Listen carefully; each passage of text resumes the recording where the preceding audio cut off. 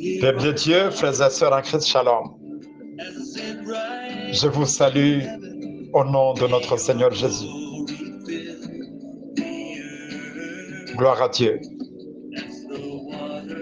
La pensée de Dieu à partager pendant ce mois de mars, que le Seigneur nous accorde par sa grâce,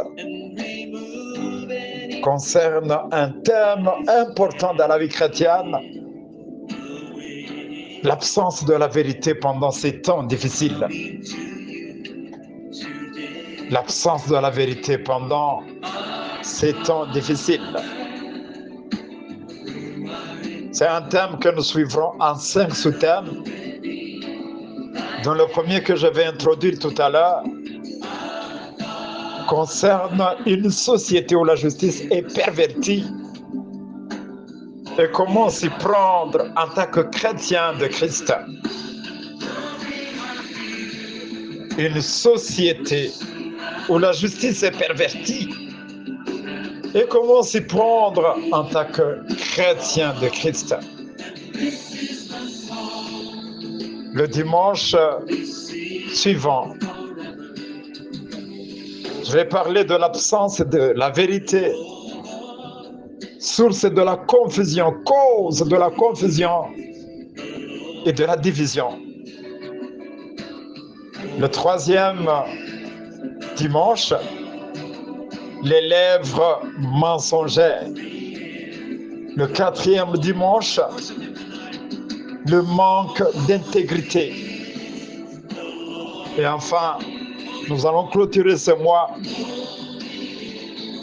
en partageant ensemble sur les conséquences de celui ou de celle qui ne marche pas dans la vérité. Chers frères et sœurs dans le Seigneur, en ce qui concerne la vérité, la Bible est claire. Le message de l'Évangile est clair. Jésus lui-même déclare, si vous restez fidèles à mes paroles, vous serez vraiment mes disciples. Connaîtrez la vérité, elle vous rendra libre. Jean chapitre 8 de 31 à 32. Nous sommes dans des temps difficiles. Le diable fait tout pour effacer la vérité en nous. Bien-aimés, Jésus-Christ s'appelle la vérité. La parole de Dieu est la vérité. La vérité de Dieu est liée à son essence, à son caractère saint, juste et aimant. Connaître cette vérité et la pratiquer nous libère, non seulement du péché, mais aussi de l'esprit du mensonge. À cette époque, écoutez ce que je vous dis et prenez cela au sérieux. Le père du mensonge s'élève pour détruire l'individu, la famille, l'Église et la société de manière générale. Je nous invite d'aborder donc le premier sous-thème, une société où la justice est pervertie. Je vous assure, dans une telle société, rien ne peut évoluer. Mais en tant que chrétien, nous allons voir quelle est l'attitude que nous devons afficher. Dans le livre d'Ésaïe 59, de 14 à 15, la prophétie nous dit « Aussi le droit recule et la justice est loin de nous. La vérité trébuche sur la place publique et la droiture ne peut y accéder. La vérité a disparu et celui qui se détourne du mal se fait piller. Mais l'Éternel a vu avec indignation qu'il n'y a plus de droit. » Parole du Seigneur. Frères et sœurs, à l'époque du prophète Ésaïe, la société était en décomposition morale totale. Le péché est devenu national et a entraîné des jugements publics. Ésaïe présente le message selon lequel la vérité est tombée dans la rue. Une expression qui décrit non seulement que certains hommes, êtres humains, certains particuliers ont été corrompus, mais que toute la condition du peuple est si profondément dépravée qu'elle ne laisse aucune partie de la société. Les vices ne règnent pas simplement parmi les gens ordinaires, mais dans tous les secteurs de la société. Pire encore, les jugements sont renversés et corrompus. Presque tous les domaines sont infectés par une contagion universelle. Personne n'a honte de sa conduite ouvertement méchante. Frères et sœurs, ce que ce prophète prédit est visible à notre époque. Alors que la justice dans un pays est un pilier fondamental, malgré des cadres juridiques solides, malgré le ministère de la Justice, malgré les services habilités dans le domaine de justice, une crise de vérité persiste. Un écart est constaté entre les théories et les réalités que nous vivons. D'où ce pilier, d'où la justice est presque inclinée ou renversée. Ce défi, frères et sœurs, est un sujet de prière. Prions pour nos pays, prions pour nos églises, prions pour nos entreprises, prions pour nos universités, nos écoles, prions pour les hôpitaux, prions pour la police nationale, prions pour l'armée nationale, prions pour n'importe quel secteur,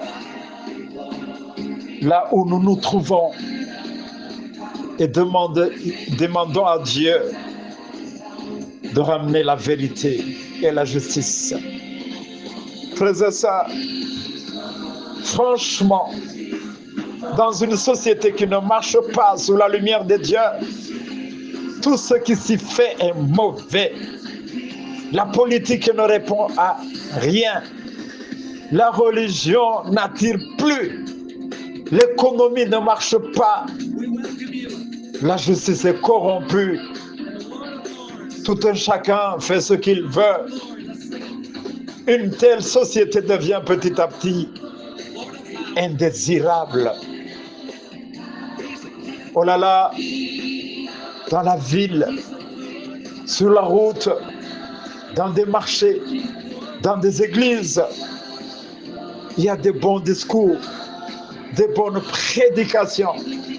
Dans la société, il y a des bonnes initiatives, des bons projets. Mais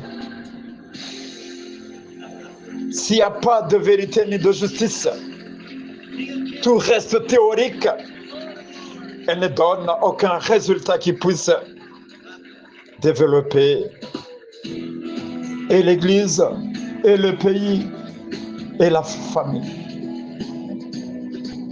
L'apôtre Paul s'adresse aux Éphésiens et leur dit: le Christ, en livrant son corps à la mort et en annulant les effets de ce qui faisait d'eux des ennemis, il voulait aussi créer une seule et nouvelle humanité à partir des Juifs et des non-Juifs, qu'il a unis à lui-même en établissant la paix. Il voulait aussi réconcilier les uns et les autres avec Dieu, les unir en un seul corps, en supprimant par sa mort sur la croix ce qui faisait d'eux des ennemis. Éphésiens chapitre 2 de 14 à 16. Le Christ veut la transformation de notre société dans tous ses aspects. Il a besoin de la nouvelle création, d'un peuple nouveau, d'un homme nouveau, en vue de mettre un terme aux injustices, qu'engendrent les structures religieuses, politiques, économiques. Nous devons tous comprendre que l'injustice est la cause la plus profonde de la misère de l'être humain. Eh bien, la pensée de Dieu par la nouvelle création est une solution à la véritable mesure de la détresse humaine. Voilà pourquoi, frères et sœurs, le Père Céleste a réuni toutes choses en Christ par l'unité de son corps, l'Église, en renversant tous les obstacles qui nous séparent de Dieu, qui divisent un groupe ethnique d'un autre, un pasteur des autres pasteurs, une église des autres églises, un mari de sa femme, un employeur de son employé ou de ses employés. Cherchons la justice. Ayons besoin de la justice dans notre société. Prions pour que la justice ait lieu. Brille, éclaire notre société. L'écriture de Romains, chapitre 12, au verset 21, donne à chacun de nous un bon conseil. Ne te laisse pas vaincre par le mal. Au contraire, sois vainqueur du mal par le bien. Ne te laisse pas vaincre par le mensonge. Au contraire, sois vainqueur du mensonge par la vérité. Sois vainqueur de l'injustice par la justice. Face à l'injustice, et suivant cette exhortation de Paul aux Romains, tout véritable chrétien doit mettre sa confiance en celui qui justifie les injustes, agir par amour, ne pas se venger, libérer son corps de l'amertume en pardonnant même lorsque la justice humaine est absente, en cherchant la justice, en aimant et en servant la vérité, en protégeant le faible, l'opprimé, l'orphelin, le veuf, la veuve, en supportant bien sûr des afflictions. Bien-aimés, prions pour que Dieu rétablisse la justice. Ayons le courage de dénoncer le mal sous toutes ses formes, mais avec sagesse. Agissons avec beaucoup de maîtrise.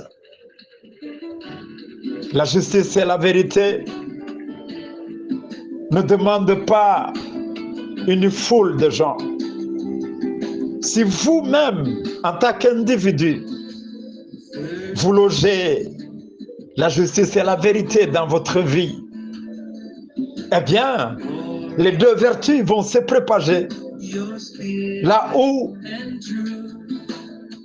se trouvent beaucoup de gens petit à petit. Soyons donc les flambeaux de la vérité et de la justice, mais aussi par la foi, attendons le règne de justice de notre Dieu. Que le Seigneur bénisse ce partage. Au nom de Jésus-Christ. Amen.